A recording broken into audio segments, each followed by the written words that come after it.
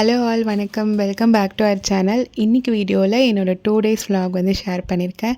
இதில் வந்து simple lunch dinner recipe இருக்கும், ஒரு சூப்பரான பிரியாணி ரெசிபியும் இருக்கும். ஸோ வந்து ஸ்கிப் பண்ணாமல் ஃபுல்லாக பாருங்கள். இந்த வீடியோ பார்த்திங்கன்னா லீவ் விட்டுருந்தாங்கல்ல, மழை வந்து அப்போது எடுத்தது தான். காலையில் பிரேக்ஃபாஸ்ட்லாம் சாப்பிட்டு லன்ச் வந்து ரெடி பண்ணிகிட்ருக்கேன். லஞ்சுக்கு பார்த்திங்கன்னா சிம்பிளாக காரக்குழம்பு தான். வேறு எதுவும் வந்து பண்ண தோணலை. ஏன்னா ஸ்கூலுக்கு வந்து நம்ம வேறு மாதிரி ரெடி பண்ணியிருப்போம். சடனாக லீவுன்றதுனால ஈஸியாக பண்ணுறது இதுதான். சாம்பார் பண்ணலாம். இந்த கிளைமேட்டுக்கு வந்து அந்தளவுக்கு வந்து செட் ஆகாது. சூப்பராக இருந்தது அன்றைக்கி கிளைமேட். ஆனால் இந்த மாதிரி ரொம்ப குளிராக இருந்தால் லேசியாக இருக்கும். வெயிலாக இருந்ததுன்னா கிச்சனில் நிற்கவே பிடிக்காது. ஆனால் எதாக இருந்தாலும் கடைன்னு சமைச்சிட்டு வந்து ரெஸ்ட் எடுக்கணுன்ற மாதிரி தான் அன்றைக்கி இருந்துச்சு. ஸோ வந்து காரக்குழம்பு தான் வந்து பண்ணியிருந்தேன். சைட் டிஷ்க்கு வந்து அப்பாவுக்கு வந்து கொத்தவரங்காய் அம்மா பண்ணிட்டாங்க. நான் எனக்கும் பாப்பாவுக்கும் வெண்டைக்காய் பொரியல் தான் வந்து பண்ணியிருந்தேன். காரக்குழம்புக்கு நல்லெண்ணெய் விட்டு வெந்தயம் வடகம்லாம் போட்டு தாளிச்சிட்டு வெங்காயம் பூண்டு ரெண்டும் போட்டு நல்லா வதக்கிக்கலாம். தக்காளி போட்டு உப்பு சேர்த்திங்கன்னா உங்களுக்கு தக்காளி நல்லா சீக்கிரமாக வதங்கி வந்துடும். அதுக்கப்புறமா கத்திரிக்காய் கட் பண்ணி வச்சுருந்தேன், அது வந்து ஆட் பண்ணிக்கிறேன். கத்திரிக்காய் பார்த்திங்கன்னா நீங்கள் ரொம்ப வதக்குனிங்கன்னா காரக்குழம்பு வந்து நம்ம நல்லா கொதிக்க விடுவோம் இல்லையா, அப்போ வந்து குழஞ்சி போயிடும். அந்த மாதிரி ஆகக்கூடாதுன்னா ஒரு 2 டைம் வந்து வதக்கி விட்டுட்டு அதுக்கப்புறம் புளி தண்ணி மிளகாத்தூள் உப்புலாம் போட்டு கரைச்சி வச்சுருந்தேன். அது வந்து சேர்த்து அப்படியே கொதிக்க விட வேண்டியதான். ரொம்ப சிம்பிள் தான். இது கொதித்து முடிச்சதுக்கப்புறம் ஃபைனலாக நமக்கு வேணும்னா நல்லெண்ணெய் வந்து ஆட் பண்ணிக்கலாம், காரம் அதிகமாக இருந்ததுன்னா. கூடவே வந்து வெள்ளை துண்டு வந்து சேர்ப்பாங்க. அப்பாவுக்கு வந்து அது அவ்வளோ பிடிக்காதுன்னு நான் சேர்க்கலை. ஸோ அவ்வளோதான், காரக்குழம்பு வந்து ரெடி ஆகிடும். நெக்ஸ்ட்டு வெண்டைக்காய் பொரியலுக்கு எண்ணெயில் கடுகு விட்டு தாளிச்சிட்டு வெண்டைக்காய் சேர்த்து நல்லா வந்து வதக்கிக்கலாம். அதுலேருந்து ஒரு ஜெல்லி மாதிரி வரும், அது கம்ப்ளீட்டாக போகிற வரைக்கும் வந்து வதக்கிட்டே இருக்கணும். அதுக்கப்புறமா தான் வெங்காயம் கருவேப்பிலெலாம் சேர்க்கணும். அதுக்கப்புறம் அதில் தேவையான அளவு உப்பு, காரத்துக்கு ஏற்ற மாதிரி மிளகாத்தூள் ஆட் பண்ணி நீங்கள் எண்ணெயிலே வந்து அதை வந்து வேக விடணும். தண்ணி எதுவும் சேர்க்கக்கூடாது. தண்ணி சேர்த்தா வெண்டைக்காய் வந்து குழஞ்சிடும். எண்ணெயிலே கொஞ்சம் நேரம் வதக்கி விட்டிங்கன்னா வெந்து வந்துடும். ஃபைனலாக தேங்காய் பூ வேணும்னா ஆட் பண்ணிக்கலாம். நான் வந்து சேர்க்கலை. எனக்கு இந்த மாதிரி வெண்டைக்காய் அவரைக்காய் இதெல்லாம் செய்யும்போது சாதத்துக்கு சாப்பிட்றத விட ஒயிட் ரைஸ் போட்டு இந்த மாதிரி கிண்டி சாப்பிட்டா ரொம்ப பிடிக்கும். அது வந்து கொஞ்சமாக வந்து ரெடி பண்ணிக்கிட்டேன். கூடவே வந்து ஆம்லேட்டும் வந்து போட்டுக்கிட்டேன்.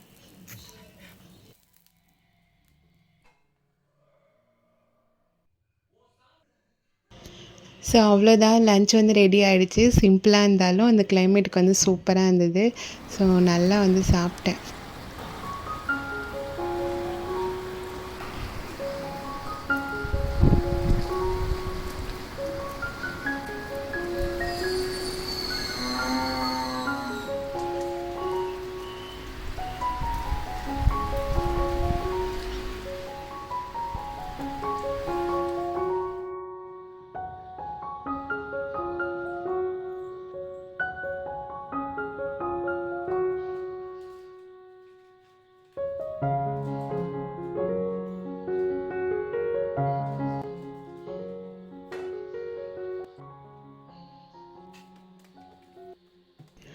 சாப்பிட்டு முடிச்சுட்டு கொஞ்ச நேரம் ரெஸ்ட் எடுத்துகிட்டு கிச்சனில் கொஞ்சம் க்ளீனிங் வேலை இருந்தது, அதுதான் வந்து பார்த்துட்ருக்கேன். என்னென்னா இந்த க்ராசரிஸ்லாம் வைப்போம் இல்லையா, அந்த இடம் ஃபுல்லாக வந்து மெஸ்ஸியாக இருந்தது. தீபாவளிக்கெலாம் க்ளீன் பண்ணது தான். ஆனால் தீபாவளி அப்போ நம்ம கொஞ்சம் அவசர அவசரமாக சமைச்சிருப்போம். எது எங்கே எடுக்கிறேனே தெரியாது. எல்லாமே வந்து கலந்து வர வச்சுருப்பேன். ஸோ அது அந்த இடம் கொஞ்சம் ரொம்ப வந்து எல்லாமே சிந்தி இருந்தது. ஸோ அதெல்லாம் வந்து நல்லா க்ளீன் பண்ணி விடலான்னு அதான் வந்து பண்ணிகிட்ருக்கேன். ஃபஸ்ட்டு அங்கே இருக்க திங்ஸ் எல்லாம் வந்து எடுத்து வச்சுட்டு அந்த இடத்த வந்து கம்ப்ளீட்டாக க்ளீன் பண்ணிவிட்டு அடியில் இருக்க ஷீட்டுமே வந்து தொடச்சி விட்டு போட்டுட்டேன். க்ராசரிஸ்லாம் வந்து பார்த்திங்கன்னா நான் பிரிக்காத பேக்கெட்லாம் ஒரு பெரிய பேஸ்கெட்டில் வந்து போட்டு ஸ்டோர் பண்ணிடுவேன். பிரித்த பேக்கெட்லாம் இந்த மாதிரி ரப்பர் பேண்ட் போட்டு ஓப்பன் பேஸ்கெட்டில் தான் வைப்பேன். அப்போ தான் வந்து நம்ம நெக்ஸ்ட்டு யூஸ் பண்ணும்போது தெரியும் இது இருக்குது அப்படின்னு சொல்லிட்டு. அதே மாதிரி அது இல்லாமல் நம்ம டிஃபனுக்கு யூஸ் பண்ணுறது இதெல்லாம் வந்து தெரிகிற மாதிரி இருந்ததுன்னா நமக்கு எடுக்கிறதுக்கு வந்து ஈஸியாக இருக்கும். நான் வந்து இப்படி தான் வந்து ஸ்டோர் பண்ணுவேன். இதுலேயே வந்து நிறையா டீக்ளட்டர் பண்ண வேண்டியதெலாம் இருந்துச்சு. ஏன்னா நம்ம ரொம்ப நாள் யூஸ் பண்ணாமல் இருந்தால் கூட எக்ஸ்பைரி ஆகலைனாலும் அது வந்து கெட்டு போன மாதிரி தான் இருக்கும். ஸோ அந்த மாதிரி இருக்கிறதெல்லாம் தூக்கி போட்டுட்டு தேவையானதெல்லாம் மட்டும் எடுத்து வச்சுட்டேன்.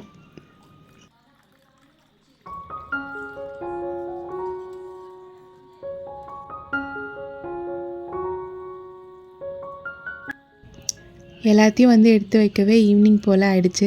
அதுக்கப்புறம் சேமியா போட்டு சாப்பிட்ணுன்னு சடனாக ரொம்ப க்ரேவிங்ஸாக இருந்தது. அதுதான் வந்து ரெடி பண்ணிகிட்ருக்கேன். என்னோடய மோஸ்ட் ஃபேவரட், எப்போ கொடுத்தாலும் வந்து நல்லா சாப்பிடுவேன். இந்த மாதிரி கிளைமேட்டுக்கு வந்து சூடாக செஞ்சு சாப்பிடும்போது இன்னும் சூப்பராக இருக்கும். நான் அதுதான் வந்து ரெடி பண்ணிகிட்ருக்கேன். ஃபஸ்ட்டு சேமியா கூட வந்து பார்த்திங்கன்னா உப்பு தண்ணி சேர்த்து அது முழுகிற அளவுக்கு ஒரு 5 to 7 மினிட்ஸ் ஊற வச்சிங்கன்னா நல்லா சாஃப்டாகி வரும். அதுக்கப்புறம் இட்லி பாத்திரம் இல்லைன்னா ஸ்டீமரில் போட்டு நீங்கள் ஒரு 10 மினிட்ஸ் ஸ்டீம் பண்ணி எடுத்துக்கலாம். சேமியா வெந்து வந்ததுக்கப்புறமா சூடாக இருக்கும்போதே நீங்கள் அதில் தேங்காய் சர்க்கரை சேர்த்து நல்லா மிக்ஸ் பண்ணிக்கலாம். சில பேர் வந்து ஏலக்காவும் சேர்ப்பாங்க, நான் வந்து சேர்க்க மாட்டேன்.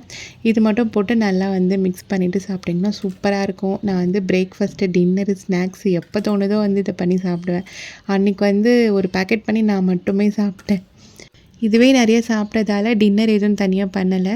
பாப்பாவுக்கு மட்டும் காரக்குழம்பு இருந்தது இல்லையா, அதுக்கு இட்லி ஊற்றி தந்துட்டேன். அதோட வீடியோ வந்து நெக்ஸ்ட் டேலேருந்து கண்டினியூ ஆகும்.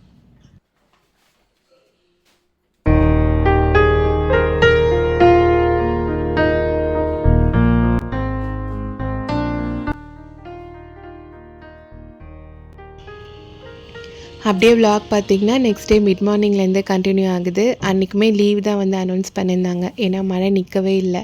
ஸோ லேட்டாக தான் இருந்தோம். பிரேக்ஃபாஸ்ட்லாம் சாப்பிட்டு இப்போ லன்ச் தான் வந்து ரெடி பண்ண போகிறேன். லஞ்சுக்கு வந்து நேற்றும் காரக்குழம்பு தான் சிம்பிளாக பண்ணியிருந்தேன் இல்லையா, ஸோ இன்றைக்கி ஏதாச்சும் ஸ்பெஷலாக பண்ணலான்னு சொல்லிட்டு சிக்கனில் வந்து ஒயிட் பிரியாணி தான் பண்ணியிருந்தேன். இது வந்து ரொம்ப சிம்பிள் தான் பண்ணுறது, ஆனால் டேஸ்ட் வைஸ் வந்து டிஃப்ரெண்ட்டாக சூப்பராக இருக்கும். எப்படி பண்ணுறதுன்னு சொல்லி பார்க்கலாம். ஃபஸ்ட்டு வந்து பிரியாணிக்கு ரைஸ் வந்து நான் 2.5 கப் அளவுக்கு எடுத்திருந்தேன். அதை வந்து நம்மளாம் வாஷ் பண்ணிவிட்டு ஊற வச்சுக்கலாம். ரைஸ் வந்து ஒரு 1/2 hour ஊறணும் இல்லையா, அதே டைம் வந்து நீங்கள் சிக்கனும் மேரினேட் பண்ணிக்கலாம். இப்போ அதுக்கான பேஸ்ட் வந்து ரெடி பண்ணிக்கலாம். கொஞ்சமாக சின்ன வெங்காயம், இஞ்சி, பூண்டு, பச்சை மிளகாய் மட்டும் தான் காரத்துக்கு ஆட் பண்ண போகிறோம். ஸோ உங்கள் காரத்துக்கு ஏற்ற மாதிரி போட்டுக்கோங்க. அதுக்கப்புறம் பிரியாணிக்கு தாளிக்கிற ஸ்பைசஸ் இருக்கு இல்லையா, பட்டை, கிராம்பு, ஏலக்காய், சோம்பு இதெல்லாம் போட்டு நல்லா கொரன்னு அரைச்சிக்கோங்க. அதுக்கப்புறம் அதை சிக்கன் கூட ஆட் பண்ணிவிட்டு தயிர் வந்து ஒரு 3 டேபிள் ஸ்பூன் அளவுக்கு ஆட் பண்ணிக்கலாம். தேவையான அளவு உப்பு, அந்த சிக்கனுக்கு ஏற்ற மாதிரி உப்பு சேர்த்து நல்லா மிக்ஸ் பண்ணிவிட்டு ஒரு 1/2 hour வந்து அப்படியே மேரினேட் பண்ணிக்கலாம்.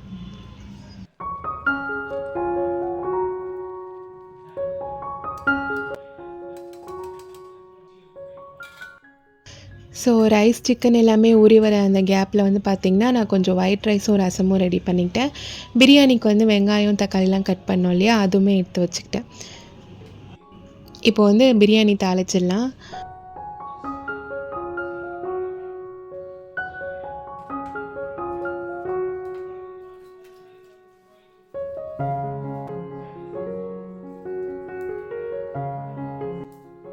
பேனில் ஒரு 2 டேபிள் ஸ்பூன் அளவுக்கு நெய் சேர்த்துட்டு தேவையான அளவு எண்ணெய் ஆட் பண்ணிவிட்டு அதில் பிரியாணிக்கு தாளிக்கிற மாதிரி பட்டை, கிராம்பு, இலை, ஏலக்காய், சோம்பு எல்லாமே போட்டு தாளிச்சிக்கலாம். கட் பண்ணி வச்சுருக்க பெரிய வெங்காயம் ஆட் பண்ணிவிட்டு இஞ்சி பூண்டு பேஸ்ட் சேர்த்து நல்லா வந்து வதக்கிக்கணும். பிரியாணி செய்கிற மாதிரியே தான், நம்ம அதில் மேரினேஷன் பண்ணோம்ல அந்த ப்ராசஸ் மட்டும்தான் வேறு, மீதி எல்லாமே சேம் தான் அவங்களுக்கு இருக்கும். ஸோ வெங்காயம் நல்லா வதங்கி வந்ததுக்கப்புறமா தக்காளி ஆட் பண்ணிவிட்டு அதையும் வந்து நல்லா வதக்கிக்கலாம். தக்காளி நீங்கள் நிறைய ஆட் பண்ண தேவையில்ல, ஒரு 2 தக்காளி போதும், ஏன்னா கலர் வந்து சேஞ்ச் ஆகிடும். இது வந்து கொஞ்சம் ஒரு ஆஃப் ஒயிட் கலரில் இருந்தால் தான் அது ஒயிட் பிரியாணியாக இருக்கும் இல்லையா. தக்காளி நிறையா ஆட் பண்ணிங்கன்னா உங்களுக்கு அந்த தக்காளி சாதம் மாதிரி அந்த கலர் கொடுத்துரும். ஸோ வந்து தக்காளி ஓரளவுக்கு வதங்கி வந்ததுக்கப்புறமா நம்ம மேரினேட் பண்ணி வச்சுருக்க சிக்கனையும் ஆட் பண்ணிக்கணும். சிக்கன் ஆட் பண்ணிவிட்டு புதினா இலை ஆட் பண்ணிவிட்டு நல்லா வந்து வதக்கி விட்டுருக்கு. அப்படியே கொஞ்ச நேரம் சிக்கன் வந்து வேக விட்டுடலாம்.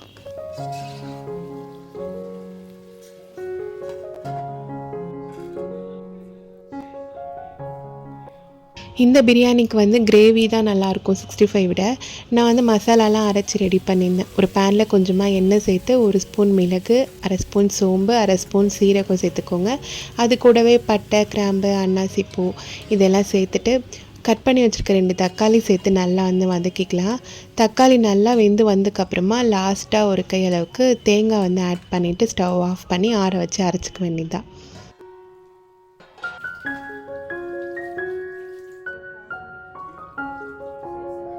பிரியாணிக்கு சிக்கன் நல்லா வெந்து வந்ததுக்கப்புறமா 1 கப் ரைஸ்க்கு 1.5 கப் தண்ணி சேர்ப்போம் இல்லையா, அதுக்கு வந்து 2 கப் அளவுக்கு தேங்காய் பால் சேர்த்துக்கோங்க. மீதமுள்ளதுக்கு நார்மல் வாட்டர் சேர்த்துக்கலாம்.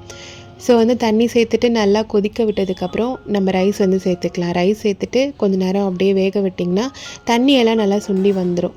அதுக்கப்புறம் அதை வந்து தம்மில் போட்டுக்கலாம். ஒரு 50 மினிட்ஸ் வந்து நீங்கள் லோ ஃப்ளேமில் வச்சுட்டு அதுக்கப்புறம் ஆஃப் பண்ணிவிட்டு ஒரு 15 மினிட்ஸ் விட்டிங்கன்னா சூப்பராக பிரியாணி வந்து ரெடியாகி வந்துடும். ரொம்ப சிம்பிள் தான். நீங்கள் சிக்கன் மேரினேட் பண்ணிங்கன்னா ஒரு 1/2 hour to 45 மினிட்ஸில் வந்து ரெடி பண்ணிக்கலாம். அந்த தம்மில் போடுற டைம் தான். வெங்காயம் வதங்கிறதுக்கும் அந்த தம்மில் இருக்க டைம் மட்டும் தான் நீங்கள் கால்குலேட் பண்ணணும். ரொம்ப ஈஸியான மெத்தட் தான். ஸோ கண்டிப்பாக ட்ரை பண்ணி பாருங்கள். இப்போ வந்து கிரேவிக்கு வந்து எப்படி பண்ணுறது சொல்லி பார்க்கலாம். கிரேவியும் குயிக்காக குக்கரில் தான் பண்ண போகிறோம். கொஞ்சமாக எண்ணெய் சேர்த்துட்டு பட்டை கிராம்புலாம் போட்டு தாளிச்சிட்டு வெங்காயம் ஆட் பண்ணி நல்லா வந்து வதக்கிக்கலாம். 1 டேபிள் ஸ்பூன் அளவுக்கு இஞ்சி பூண்டு பேஸ்ட் சேர்த்துக்கோங்க. அதுக்கப்புறம் சிக்கன் ஆட் பண்ணிவிட்டு இப்போ இதில் மசாலாலாம் சேர்க்கணும். மசாலாவுக்கு வந்து நீங்கள் காரத்துக்கு ஏற்ற மாதிரி மிளகாய்த்தூள், மல்லித்தூள், கரம் மசாலா அவ்வளோதான். தேவையான அளவு உப்பு சேர்த்து நல்லா வந்து வதக்கி விட்டுக்கோங்க. புதினா இலை மட்டும் ஆட் பண்ணிக்கோங்க. கொத்தமல்லி இப்போ போட தேவையில்ல. ஸோ எல்லாம் வந்து நல்லா வதங்கி வந்ததுக்கப்புறமா நம்ம தக்காளி பேஸ்ட் அரைச்சி வச்சுருந்தோம் இல்லையா, அதை வந்து டைரெக்டாக ஆட் பண்ணிக்கணும். அந்த பேஸ்ட் ஆட் பண்ணதுக்கப்புறம் நீங்கள் வதக்க தேவையில்ல, ஏன்னா நம்ம வதக்கி தான் அரைச்சிருக்கோம். ஸோ வந்து டைரெக்டாக உங்களுக்கு எவ்வளோ தண்ணி வேணுமோ அந்தளவுக்கு ஆட் பண்ணிக்கலாம். நான் வந்து கொஞ்சம் தண்ணியாக தான் அன்றைக்கி பண்ணியிருந்தேன். உங்களுக்கு வந்து திக்காக வேணுன்னா கூட நீங்கள் தண்ணி வந்து கம்மி பண்ணிக்கலாம். ஸோ எல்லாத்தையும் சேர்த்துட்டு தேவையான அளவுக்கு உப்பு சரி பார்த்துட்டு குக்கரில் ஒரு 2 விசில் வச்சு இறக்குனிங்கன்னா கிரேவி வந்து சூப்பராக ரெடி ஆகிடும்.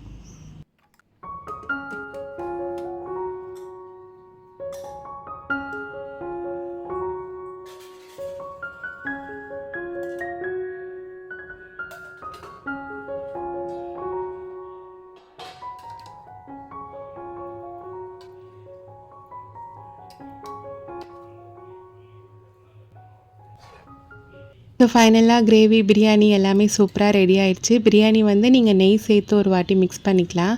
நான் வந்து தேங்காய் பால் நிறையா சேர்த்துருக்கிறதுனால நெய் இன்னுமே சேர்த்தா திகட்ட போகுதுன்னு சேர்க்கலை. உங்களுக்கு வேணும்னா நீங்கள் ஆட் பண்ணிக்கலாம். கிரேவி மட்டும் இறக்கும்போது மல்லி இலை ஆட் பண்ணிவிட்டு ஒரு டைம் நல்லா மிக்ஸ் பண்ணிக்கோங்க. இந்த 2 கோம்போவும் ரொம்ப நல்லாயிருக்கும். எப்பயும் ஒரே மாதிரியே வந்து சாப்பிட்றதுக்கு இது மந்த்லி ஒன்ஸ் வந்து இந்த மாதிரி ட்ரை பண்ணுங்கள், சூப்பராக இருக்கும்.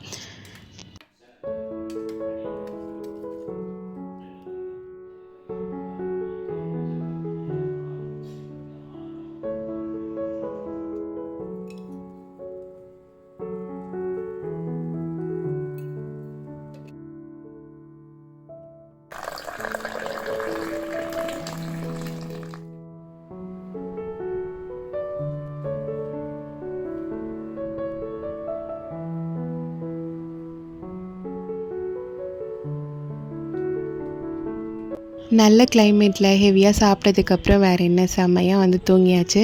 ஸோ தூங்கி எழுந்து ஈவினிங் போல் துணியெல்லாம் மடிக்க வேண்டியிருந்தது. அதான் வந்து மடிச்சிட்ருக்கேன். மழையாக இருந்தாலும் வெயிலாக இருந்தாலும் இந்த துணி மட்டும் எப்படி சேருதுன்னே தெரில, அவ்வளோத்தரம் சேர்ந்துடும். அதுவும் குழந்தைங்க இருக்க வீடுனா அது சொல்லவே தேவையில்ல, அடுத்தடுத்து வந்து விழுந்துகிட்டே இருக்கும். எனக்கு மட்டும்தான் இந்த துணி மடிக்கிற வேலை பிடிக்காதுன்னு பார்த்தா நான் நிறையா பேர் வீடியோவில் பார்க்குறேன், எல்லாருக்குமே மோஸ்ட்டாக இந்த வேலை தான் பிடிக்கலன்னு சொல்கிறாங்க. அதுவும் எனக்கு வந்து பெரிய துணினா கூட மடிச்சிடுவேன். இந்த மாதிரி குட்டி குட்டியாக இருக்கும்போது ரொம்ப டைம் எடுக்கும்ல, அது இன்னுமே வந்து கடுப்பாகும்.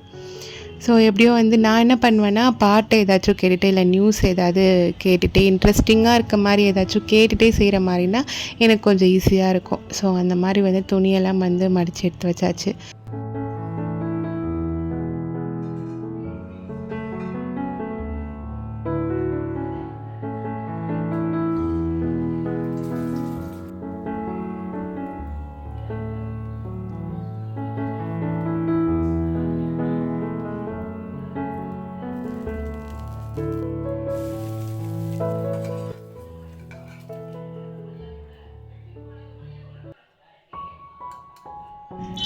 அதோடு வந்து நைட் ஆகிடுச்சு. ஆனால் டின்னருக்கு எதுவும் ரெடி பண்ணுற வேலை இல்லை. ஏன்னா கிரேவியுமே இருந்தது, ஒயிட் ரைஸும் இருந்தது. ஆம்லெட் மட்டும் போட்டு அன்றைக்கி டின்னர் வந்து முடித்தாச்சு. இதோட வந்து என்னோடய விலாகும் வந்து முடிச்சுக்கிறேன். திரும்பியும் வந்து